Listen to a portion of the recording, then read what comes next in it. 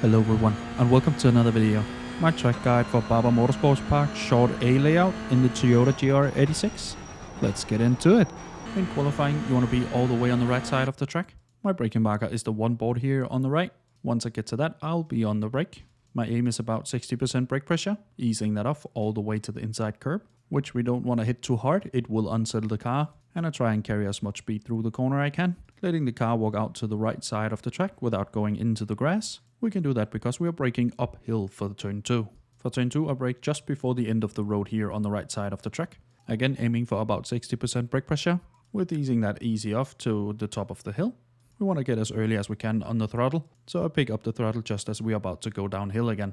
Here I'm a bit easy on the throttle, it's really easy to run wide on this corner, and we don't want to do that. That will result in a 1x. Now just grab off as little speed as possible and get as close as you can on the curb to turn 4, staying on the right side of the track all the way down to turn 5. This is a place people will try and overtake you.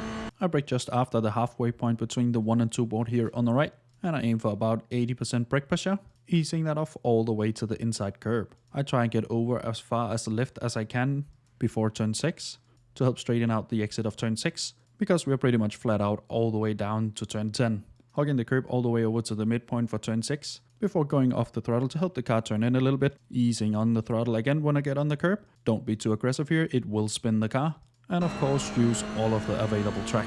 Now you want to slide the car as little as possible when going around, taking a lot of curb for turn 8. Just don't take too much, it will send the car out in the grass. Ideally you will get out to the curb on the left side without touching the grass, still being full control, cutting all of the curb on the inside for turn 9.